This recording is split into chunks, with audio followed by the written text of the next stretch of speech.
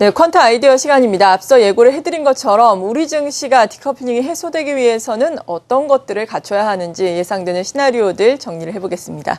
오늘 이 시간 신영증권의 이경수 연구원과 함께합니다. 안녕하세요. 네, 안녕하십니까. 네, 앞서 말씀드린 것처럼 일본도 그렇고 미국도 그렇고 연간 기준으로 보자면 상당히 큰 폭으로 주목할 만한 수준으로 올랐는데 우리 증시 같은 경우에는 지금 연간 기준으로 수익률이 마이너스거든요. 먼저 우리 증시가 이렇게 디커플링된 원인부터 좀 짚어볼까요? 저는 여러 가지 이유가 있겠지만, 네. 저는 이제 일본의 역할이 좀 상당히 컸다, 이렇게 생각을 하고 있습니다. 일본 같은 경우에는 사실 이제 잃어버린 10년, 그게 넘었겠지만은 계속해서 이제 저성장 국면에 좀 이제 진입이 되었다가, 아베노믹스라는 강력한 이 양적 완화 정책이라든지, 어떤 수단이라든지 어떤 정책을 모든 것들을 다 동원을 해서, 정책적으로 경기를 끌어올리겠다라는 그런 강력한 이제 정책, 경기 부양 의지가 있습니다. 이런 측면이 외국인들이 한국보다는 이 일본 쪽으로 자꾸 이제 흘러가게끔 하고, 이러한 이 아베노믹스라든지 일본의 그 양적 완화 정책이 실질적으로 이제 경기라든지 기업 이익 간에 상당히 긍정적인 지금 역할이 나타난다라는 지금 측면으로 데이터가 있기 때문에, 이런 측면으로 봤을 때 이제 외국인들이 한국 증시보다는 일본 증시로 이제 쏠림 현상이 좀 나타나면서 한국이 좀 디커플링이 되지 않았나 이렇게 생각이 듭니다. 일단 올해부터는 이제 한국이라든지 일본, 미국 이 선진국 지수기 때문에 모두 다 피어 그룹입니다. 그래서 어떤 국가들이 좋다라고 하면은 상대적으로 조금 이제 여류한 피어 그룹이기 때문에 비중 조절을 모두 다 늘릴 수는 없겠죠. 그런 이제 상대적인 강도, 우열을 따지는 그런 측면이 상당히 부각이 되다 보니까 올해는 이제 일본이라든지 미국에 상당히 좀 밀리는 모습이 관찰이 되었다라고 보시면 될 것 같습니다. 일단 도표를 한번 좀 참고를 해보시는데요. 네. 엔달 환율 추이와 일본 증시 내 외국인들 매수, 순매수, 누적 순매수 추이를 좀 그려봤습니다. 이 점선을 보이는 것은 이제 최근의 흐름이다라고 보시면 될 것 같고, 평소 상황에서는 엔달러 환율과 외국인 누적 순매수는 역외관계인 것이 관찰이 되죠. 이것이 사실 정상적인 그 모습입니다. 당연히 엔화가 강세를 보여야지 외국인들이 그 어떤 이제 주가가 1% 올라가고 환율, 엔화가 1% 절상이 되면 2%를 먹는 것이기 때문에 더욱더 유리한 환경이라고 볼 수가 있습니다. 다만 이제 2005년도부터 2007년도 그리고 2012년도부터는 엔화 약세와 외국인들 순매수는 같이 움직이는 그런 경향이 있습니다. 이 얘기는 뭐냐면은 외국인들이 손해를 보더라도 미래에 대한 이익 때문에 어떤 정책적인 효과라든지 어떤 정치적인 어떤 효과 때문에 이런 향후 미래에 대해서 투자를 하는 겁니다. 일단 당시에는 N저가 나타나면 외국인들 손해를 보겠죠. 그렇지만 그럼에도 불구하고 매수를 하는 이유는 이런 아베노믹스가 사실 이 정책적으로 일본의 어떤 경기라든지 기업 이익단에 상당히 조금 긍정적인 효과를 보고 있다는 것이 눈으로 확인이 된 이후에는 엔화 약세를 오히려 외국인들이 기회로 삼고 매수를 하는 그런 현상이 나타나고 있습니다. 그래서 이러한 모습들이 사실 피어 그룹인 이제 한국의 어떤 디커플링을 계속해서 야기시키는 그런 모습이 관찰이 되면서 일본 증시는 계속해서 급등을 하고 미국도 마찬가지겠지만 반면에 이제 한국은 조금 많이 소외가 되는 그런 올해를 좀 겪은 것이 아닌가 싶습니다. 네, 그렇군요. 엔화 약세 계속해서 진행이 되고 있는데 말씀을 하신 것처럼 외국인이 환차익을 보고 일본에 들어가진 못하겠죠. 엔화 약세가 계속해서 가시화가 되고 있으니까요. 하지만 엔화 약세의 원인이 또 아베노믹스가 되니까 아베노믹스의 정책적인 효과, 이 정책적인 효과에 대한 기대감을 가지고 일본으로 많이들 들어가고 있다라고 평가를 해주셨는데 하지만 아베노믹스는 계속해서 이어질 것 아닙니까? 일본의 완화 정책도 계속해서 이어질 테고 그렇다면 우리 증시가 디커플링이 해소되기 위해서는 또 다른 어떤 것들이 필요할 것 같은데 이러한 부분이 어떤 게 될까요? 사실 쉽지가 않습니다. 예. 이제 한국의 원화 같은 경우에는 이제 기축통화가 아니다 보니까 한국 정부에서 원화를 이제 푼다라고 해서 원화가 약세가 되기는 어렵습니다. 그래서 어떻게 보면은 일본이라든지 미국, 즉 엔화와 달러와 기축통화를 가지고 사실 지금 현재로서는 환율 전쟁, 보이지 않는 선진국의 유리한 이점을 활용을 해서 소위 얘기해서 약간 좀 모럴 해저드를 좀 하고 있는 것으로 저희는 관찰이 되고 있습니다. 그래서 이런 측면은 이제 전 세계적인 어떤 매출액이 정체된 상황에서 수익성이 높은 국가에게 쏠림 현상이 나타날 수밖에 없는 그 현상을 나타나는 거거든요. 그 수익성에는 환율 효과가 상당히 지대합니다. 그래서 이런 모습들이 관찰되기 때문에 지금으로서 한국 증시가 디커플링이 해소되기 위한 첫 번째 조건은 전 세계적인 어떤 글로벌 자산 시장의 위험 성도가 높아져야겠다. 네. 그래서 일본과 미국도 사고 한국도 같이 살 수 있을 만한 유동성 풀이 일단 마련이 되어야 된다고 생각합니다. 그러기 위해서는 테이퍼링이 계속 연장이 돼야 되겠죠. 달러 인덱스 계속 좀 떨어지고 미국 국채도 오히려 떨어질수록 좋고 이런 유동성이 많다 보면은 미국과 일본을 채우고 나서 한국을 계속해서 채울 수가 있다라는 겁니다. 반면에 이제 유동성이 없다라는 측면에서 봤을 때는 한국을 팔고 미국, 일본을 살 수 있는 그런 현상, 그리고 그럴 만한 경기라든지 기업이익 측면에서 너무나도 우열을 가리기가 쉽게 미국이라든지 일본은 항상 어닝 서프라이즈가 나타나고 있고 한국은 어닝 쇼크가 나타나는 그런 상황에서는 너무나도 이 우열을 가릴 수가 있는 그런 상황이기 때문에 전체적인 유동성 풀이 늘어나야지만 한국 증시의 어떤 그 반등세가 의미 있는 반등세가 나타날 수 있다라고 판단을 하고 있습니다. 그래서 여기 이제 그래프 보시다시피 위험성도 인덱스가 많이 떨어져 있죠. 근데 요게 상당히 2013년 그 이제 초까지 요 수준까지는 좀 올라와 줘야지만 코스피 지수가 좀 글로벌 증시하고 약간 디커플링이 좀 해소가 될 수가 있는 그런 상황이 아닌가 이렇게 싶고요. 두 번째는 이제 엔화 약세가 완화된다라는 것입니다.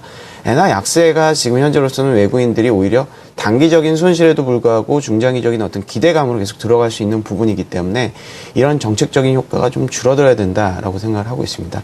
이러기 위해서는 오히려 테이퍼링 같은 경우에는 실시하는 편이 낫겠죠.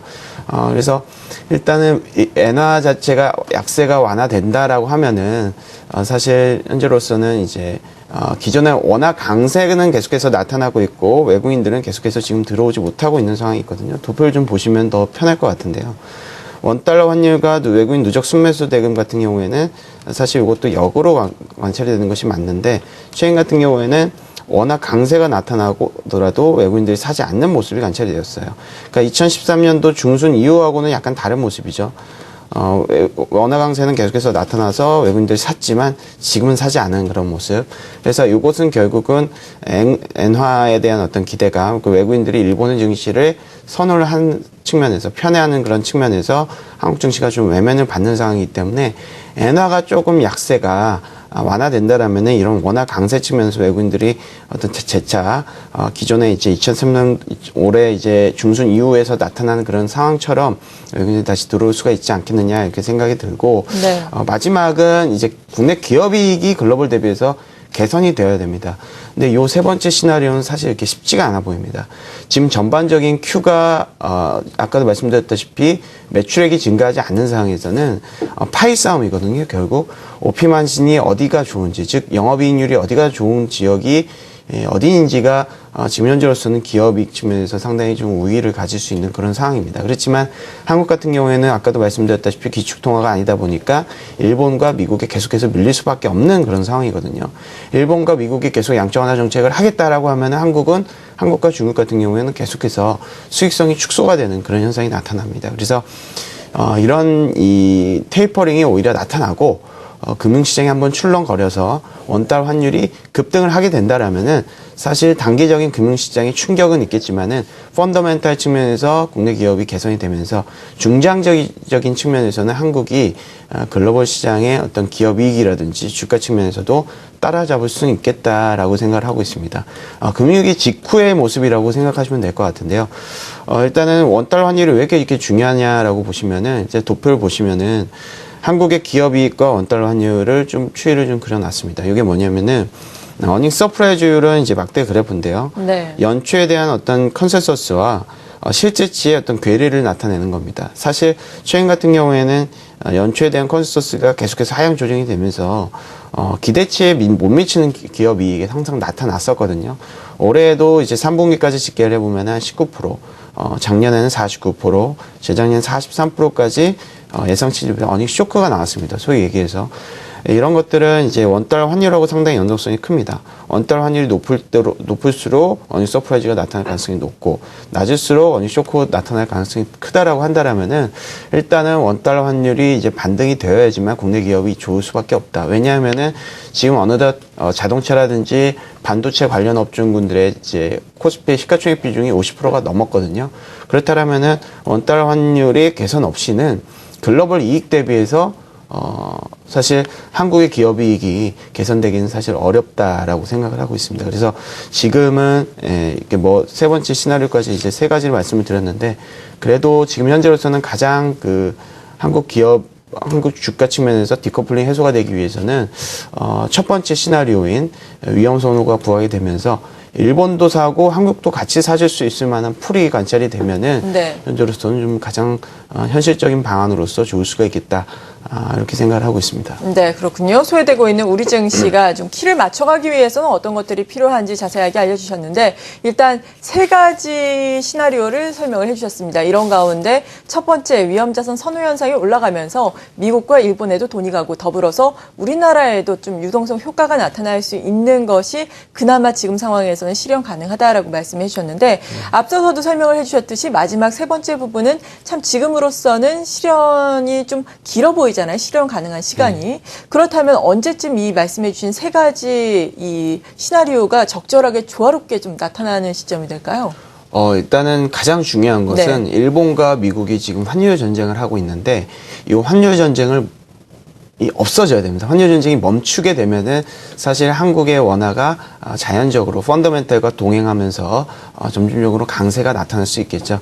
그렇지만 현재로서는 지금 금융위기라든지 여러 가지 위기를 겪고 나서 이것을 타개하는 입장에서의 그런 명목인지는 모르겠지만 계속해서 테이퍼링을 계속해서 미국 같은 경우도 일본의 눈치를 보면서 계속해서 뒤로 미룰 가능성이 높다라고 저희는 판단을 하고 있습니다. 일단 이렇게 환율 전쟁이 상당히 첨예하게 선진국끼리 나타나는 상황에서는 사실 어렵다라고 보고 있고 유럽 같은 경우도 사실 최근에 경기가 이제 살아난다라는 측면에서 볼 때는 양적 완화 정책을 하면서 이런 경기라든지 기업 이익 측면에서 불을 지필 가능성이 크거든요. 그렇다면은 미국, 일본, 유럽 모두 다 환율 전쟁에 뛰어든다라고 했을 때는 사실 한국 정부의 어떤 규제라든지 이런 것들을 제외하고는 딱히 국내 기업 이익이 글로벌 대비해서 상당히 좋아지기는 어려운 그런 상황이다라고 보시면 될 것 같고 다만 글로벌적으로 중국이라든지 중국 위주의 어떤 경기라든지 이런 것들이 확 튀어 올라서